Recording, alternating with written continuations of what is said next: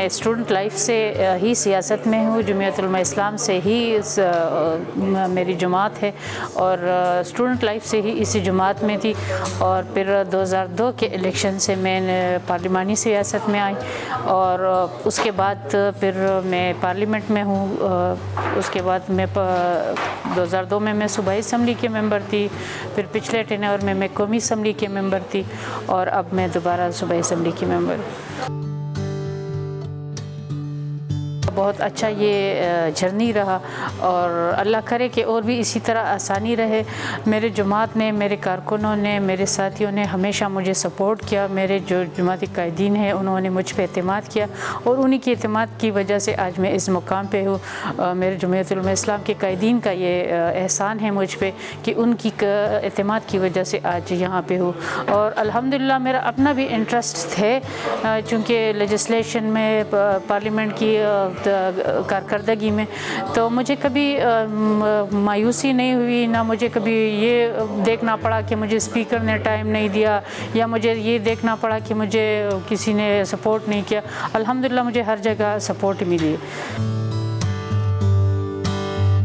اگر آپ نے اسمبلیوں کو دیکھا ہوگا تو اس میں سب سے زیادہ جو کارکردگی ہے، بہترین کارکردگی خواتین ہے۔ آپ چاہے صوبائی اسمبلیوں کا دیکھیں، آپ قومی اسمبلیوں کا دیکھیں۔ جس طرح جو آپ مثال دے رہی ہوں کہ میں نے قومی اسمبلی کی جو میرا ٹینیور تھا 4 سال میں مسلسل بیسٹ لیجسلیٹر رہی، تو اس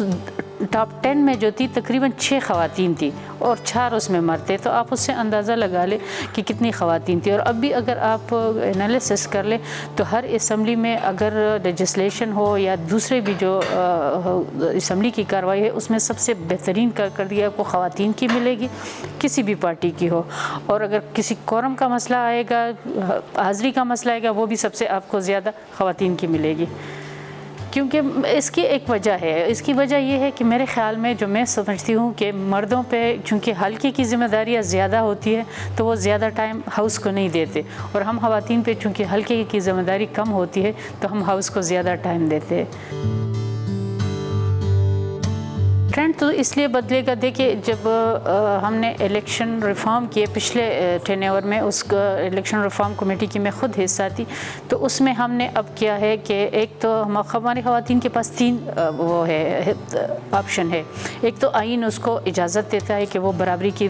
بنیاد پہ آپ اس کو ٹکٹ دے سکتے، تو ایک پارٹی زیادہ ٹکٹ بھی دے سکتی ہے، دوسرا اس پہ ریزرو سیٹ کے پاس بھی اس کے ہے، تیسرا جو اب ہم نے الیکشن لا میں رکھا ہے کہ ہر پارٹی 5% ٹکٹ دے گا اپنی خواتین کو، ورنہ ان کو نشان الاٹ نہیں ہوتا۔ تو اس وجہ سے اب باؤنڈ کیا ہے ہم نے پارٹی کو کہ اب وہ 5% وہ ٹکٹ بھی دے گا، ورنہ ان کو نشان الاٹ نہیں ہوتا۔ تو 3 آپشن پہ اب خواتین کو زیادہ موقع ہے، لیکن کیوں نہیں آتی یہ ایک ایشو ہے۔ آپ اگر دیکھیں تو پچھلا جو سال تھا تو اس میں تقریباً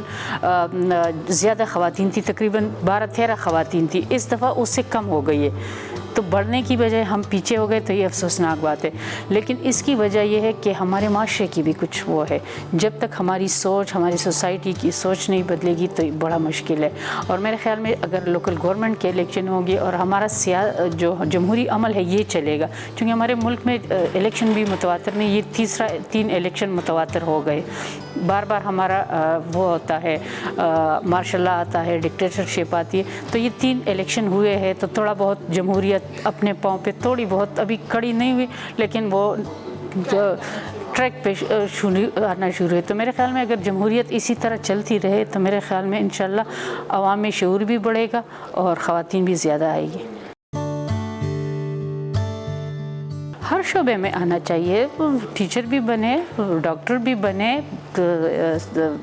بیوروکریسی میں بھی آنا چاہیے، سیاست میں بھی آنا چاہیے، اور ادھر یہاں اس لیے آنا چاہیے کہ یہاں پہ لیجسلیشن ہوتی ہے، یہاں پہ قانون سازی ہوتی ہے، تو قانون سازی میں اگر خواتین کی اپنی سے بھی شامل ہو تو وہ میرے خیال میں جو باقی خواتین ہیں اس کو زیادہ امپاور کرتی ہے۔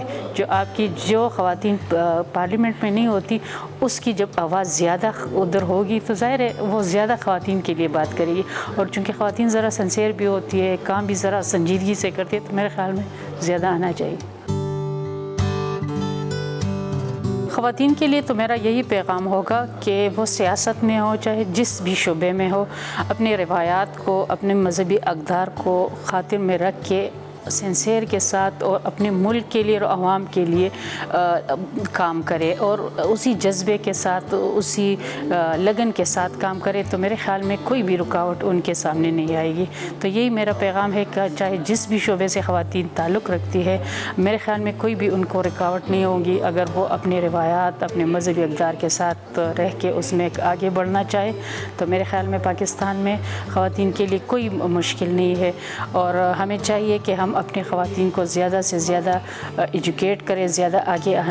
بڑھنے کے مواقع فراہم کریں۔ بہت شکریہ۔